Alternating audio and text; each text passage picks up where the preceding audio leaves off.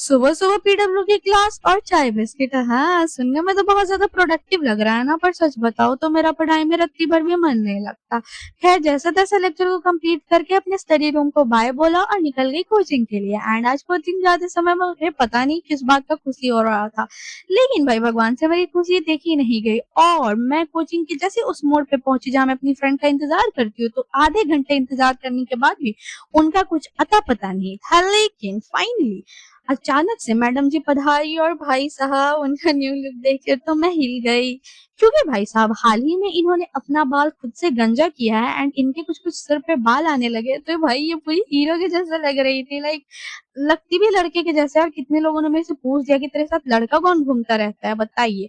और फिर ये बदतमीज गंजी लड़की मेरे को पीछे छोड़ के खुद आगे भाग गई।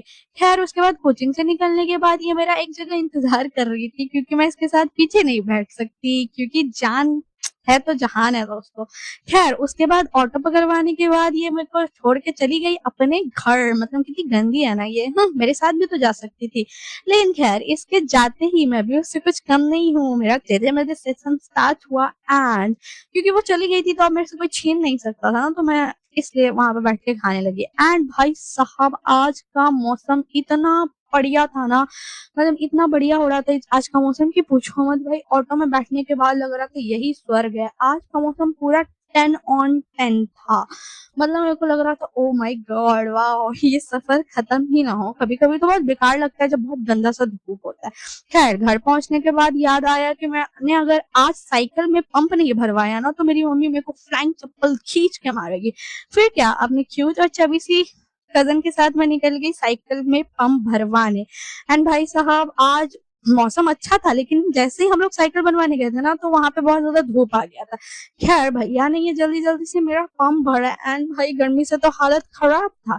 लेकिन भाई साहब, इन्होंने जैसे ही मेरा पंप भरा उसके बाद जाके ये दुकान के अंदर बैठ गए। इनको हमने बहुत आवाज लगाया, मतलब इतना ज्यादा इसका पंप भरा ही नहीं और वो चले गए दुकान में। खैर, बहुत सारा आवाज लगाने के बाद वो आए फाइनली, और हमारे में पंप, हमारी साइकिल मतलब इसके साइकिल में पंप भर दिया। एंड उसके बाद लिटरली मतलब ये कर ही रहे थे हम लोग कि अचानक से मेरी वो चकली फ्रेंड, खंजी सी फ्रेंड आ गई उसी में। मतलब देख रहे हो भाई, इतने दूर से मेरे से मिलने आई थी। खैर, फिर से लेट रहा था तो इसको जाना पड़ा। इसको जाने देने का तो मेरा मन बिल्कुल नहीं कर रहा था, लेकिन खैर इसको जाना पड़ा, कोई ना। उसके बाद मैं और मेरी कजन चले गए गोलगप्पा खाने। एंड भाई साहब, गोलगप्पा खाने में तो मजा ही आ गया। एंड भाई जैसे ही गोलगप्पा खाया, घर आके इतनी थक गई थी कि आलू का पराठा खाया और मेरा घी खत्म। आज का व्लॉग यहीं तक का था। Bye bye.